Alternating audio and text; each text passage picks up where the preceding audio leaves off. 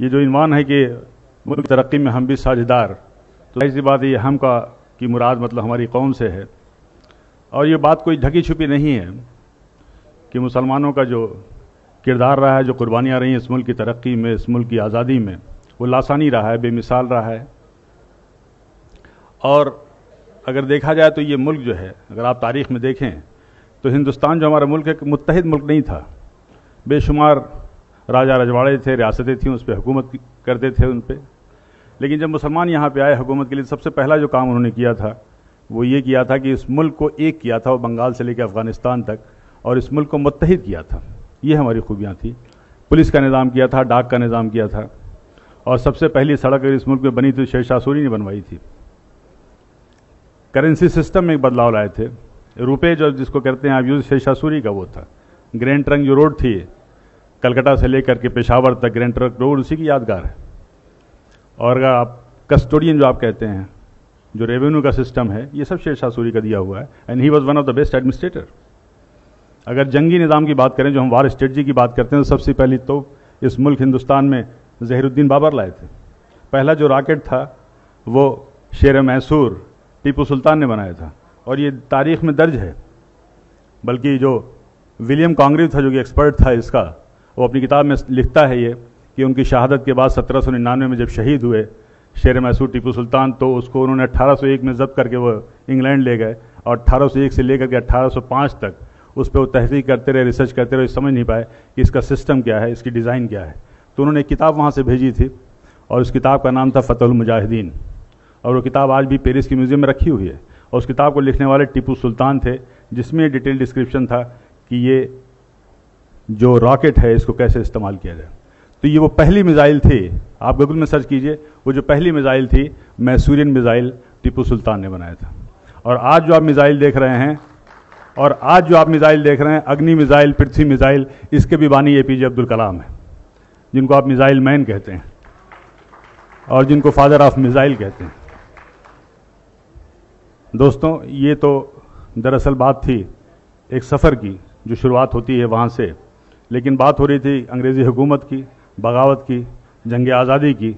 तो पहली जो बगावत थी वो 1773 में हुई थी, और उसका नाम जो था, शायद आप में से ज़्यादातर लोगों को मालूम होगा, फ़कीर एंड सन्यासी रिबेलियन नाम से नाम था।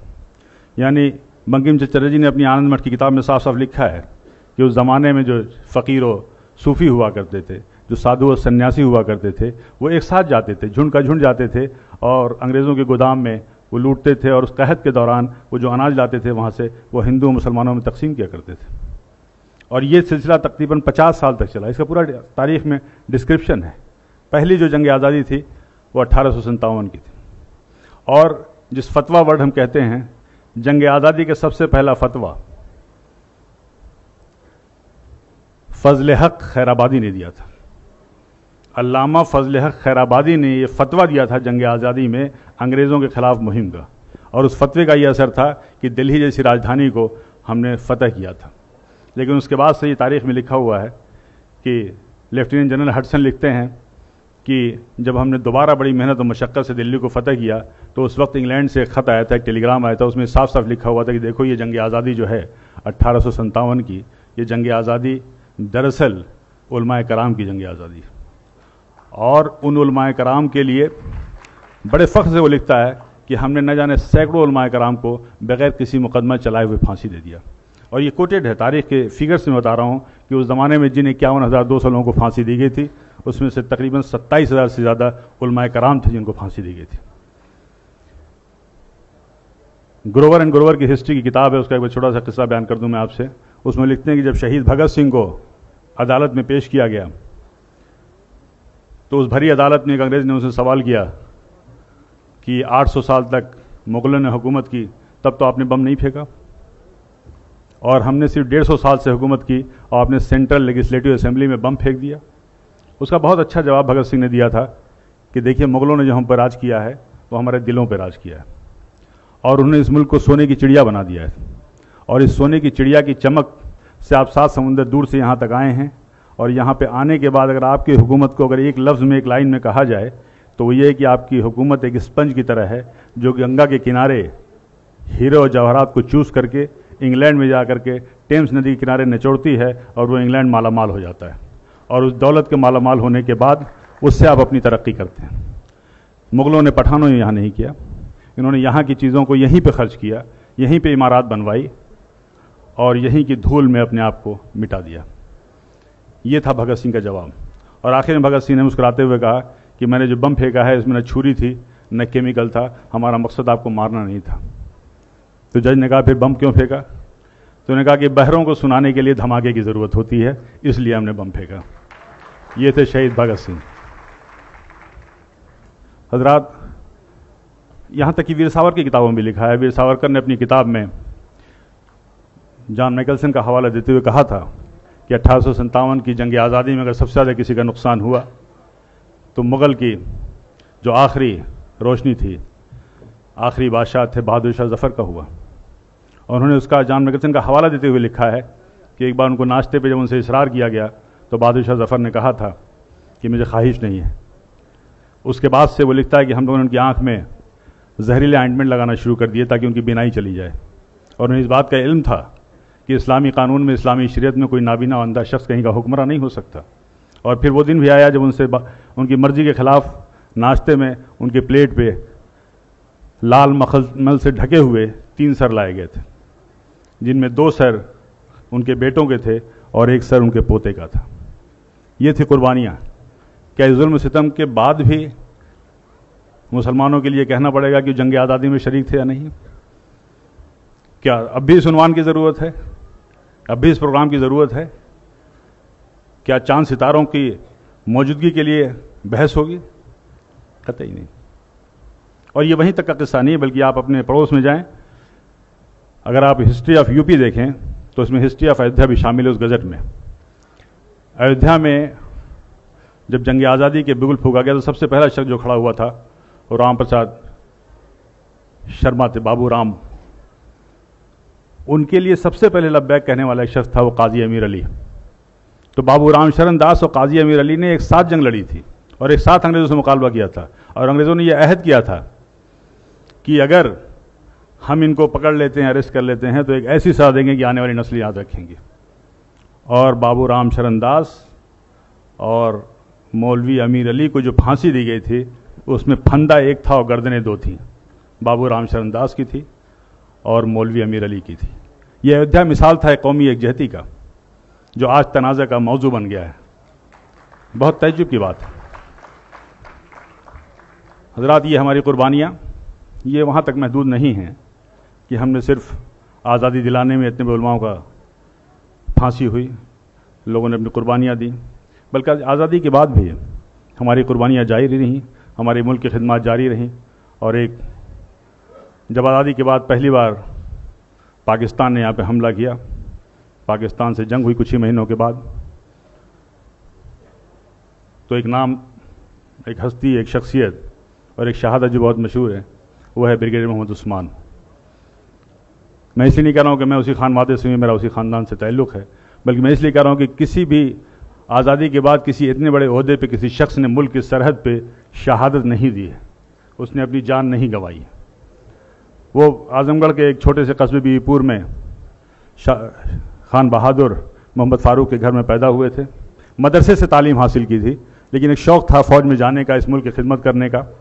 और उसके बाद से वो रॉयल मिलिट्री एकेडमी, जो ज़माने में बहुत ही प्रेस्टिजियस एकेडमी हुआ करती थी, और इस मुल्क से सिर्फ 10 लोगों का सिलेक्शन हुआ था, उसमें वो भी थे। और उस रॉयल मिलिट्री एकेडमी को ज्वाइन करने के बाद उसके बाद से वो सेकेंड वर्ल्ड वार में उन्होंने बर्मा, अफ़गानिस्तान जैसे मुल्कों में गए, और वहाँ जाने के बाद से बड़ी कम उम्र में उनकी तरक्की हुई और ब्रिगेडियर हो गए। लेकिन इस मुल्क की खिदमत, इस मुल्क की हिफाजत उनका आज़म था।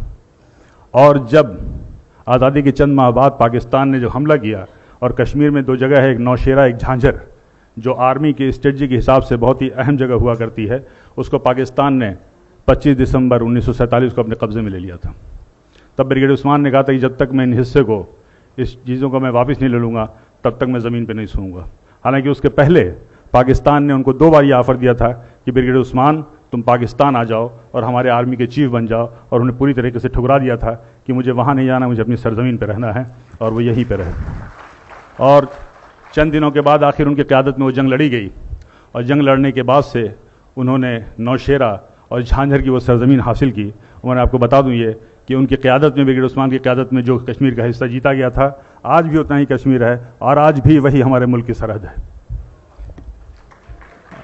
ان کے لیکن 3 جولائی 1948 کو اب وہ اپنے کیمپ میں میٹنگ کر رہے تھے. میٹنگ کرنے کے بعد نکلے، ظاہر سی بات ہے پاکستان کی فوج کے نشانے پہ تھے وہ، اور پاکستان نے ایک 25 پاؤنڈ کا گولہ ان کے اوپر ڈائریکٹ داغا اور وہیں وہ شہید ہو گئے تھے.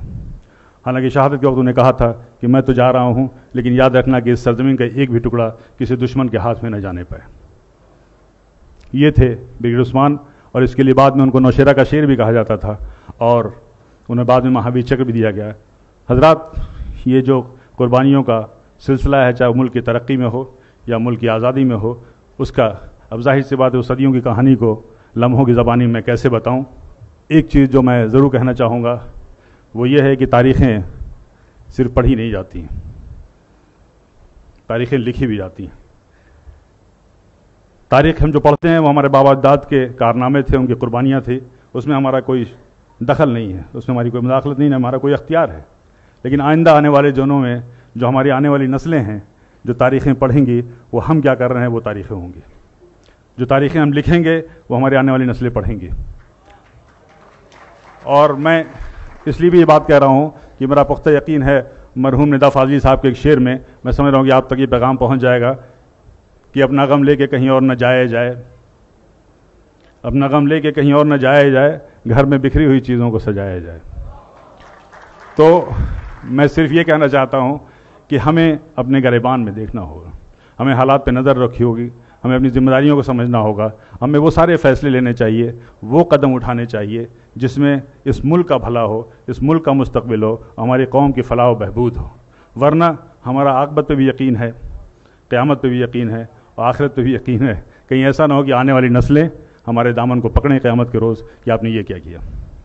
اور یہ پیغام ہے میرا، یہ میسج ہے سیاسی رہنماؤں سے، مذہبی رہنماؤں سے. بڑے بڑے ادارے ہیں، بڑی تنظیمیں ہیں، بڑے عالم دین ہیں لوگ، بڑے بڑے دانشور ہیں، کیا کیا فیصلے لیتے ہیں. اس فیصلوں کو لیتے وقت آپ کو دھیان رکھنا ہوگا، آپ کو اس نظر میں رکھنا ہوگا کہ اس ملک کا ایک مستقبل ہے، اس ملک کے حق میں سوچنا ہے، اور صدیوں سے جو ہماری قومیں رہ رہی ہیں، جن سے ہمارے رشتے ہیں، ان کے حق میں سوچنا ہے، اپنی قوم کے حق میں سوچنا ہے.